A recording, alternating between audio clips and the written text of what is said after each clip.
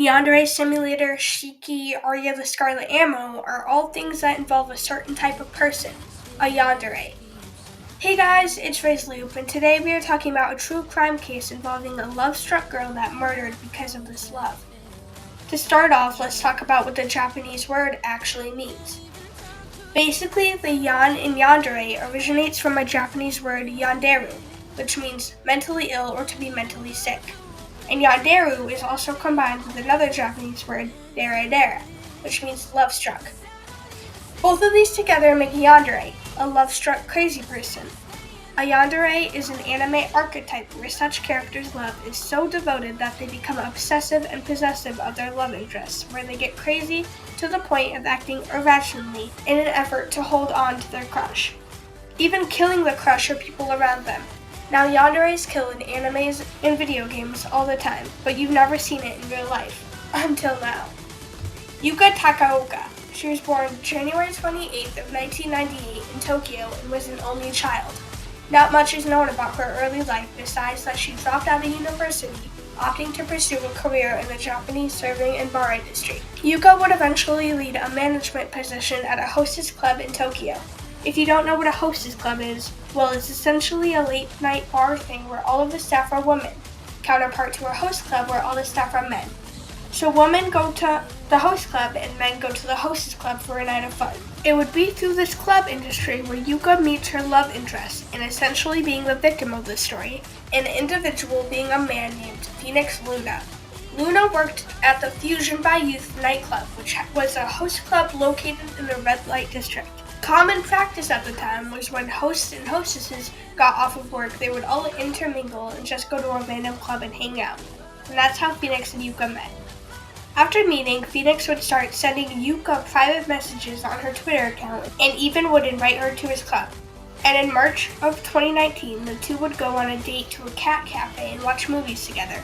Yuka was said to have been enraptured by Phoenix and spent an outstanding amount of money on him. And what you will find through this case, you'll see that this relationship was sort of one-sided. Yuka liked Phoenix a lot more than Phoenix liked Yuka, and in a desperate attempt to maintain his favor, Yuka would go to Phoenix's host club as a customer and literally pay Phoenix to spend time with her. Yuka believed that if she wanted to be with Phoenix, she would have to continue her financial spending, and even picked up additional work as an escort to do such. In April of 2019, Yuka and Phoenix began a sexual relationship. This intimacy reported to begin after she presented Phoenix with a bottle of champagne and confessed her love to the man. To promote her lover, Yuka would continue to go to the host club and support Phoenix with the money that she spent. Phoenix was able to become one of the top hosts at the club. She wanted to help him get the #1 spot, which allowed for extra privileges and major bonuses. She also rented an apartment near the club in hopes that he would stay with her.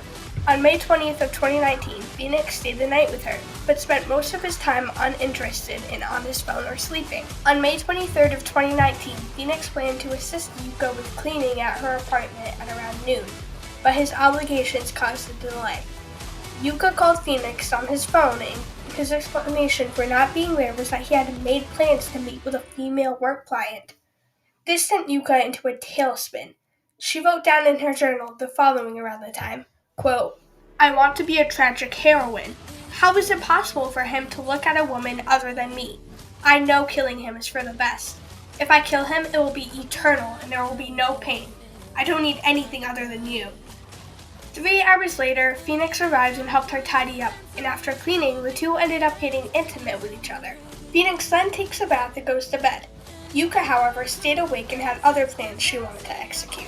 And apparently, after coming to the conclusion that Phoenix's affection for her was merely surface level, Yuka's psyche essentially shatters after confirming that Phoenix had fallen asleep. At around 3:50 p.m., she goes to the kitchen and grabs a knife, returns to the bed and gets on top of Phoenix and plunges the blade into his stomach. After being stabbed, Phoenix awoke feeling pain and looked down and noticed that he had a knife in his stomach. He pulls it out, but Yuka was on top of him. After pulling out the knife, Phoenix was said to have fearfully looked up at Yuka and uttered the phrase, "Please, I love you," in an attempt to avoid another attack from Yuka with the knife. After hearing this phrase, Yuka seemed calm for the moment and put the blade down. After this, it's said that Phoenix shoves Yuka off of him, gets to his feet, and initiates an escape of their apartment with blood leaking from the knife wound. Yuka got a hold of him, but he was able to shake loose and run out of the door into the elevator. But when the elevator had descended to the lobby, Phoenix had already lost consciousness. Officers arrived at the scene at around 4 p.m. and found Phoenix with 2 stab wounds in the abdomen.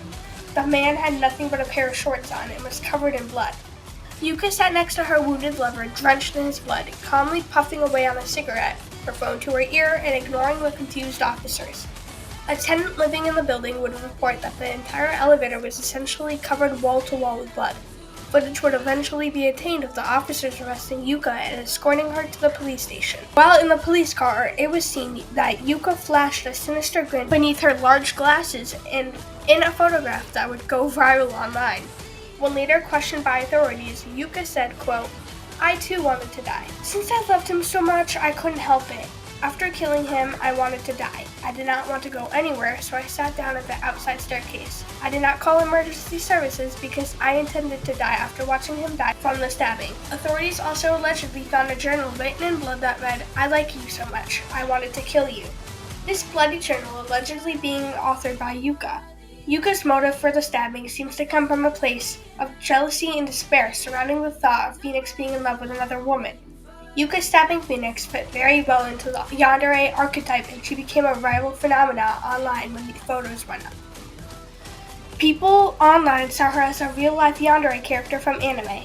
Instagram fan accounts began popping up praising Yuka, some even calling her too beautiful to be a murderer.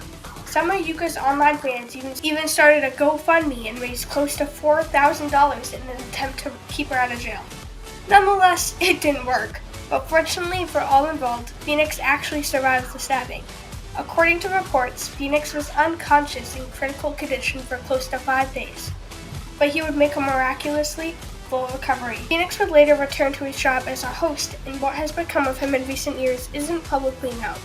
Eventually, Yuka would face trial for her attempted murder. She pled guilty, and on December 5th of 2019, the presiding judge for Yuka's case handed her a 3-year and 6-month sentence. And Yuka, as of now, is now out of jail and posting Instagram pictures and streaming games. I hope you guys enjoyed my second true crime episode. Let me know what you guys think about this case and if Yuka deserves to be free currently. Check the description for content credits of better YouTubers explaining this case, like Rotten Mango. I love her videos so much. But anyway, love you guys. Make sure to stay drama free and stay in the loop. See ya!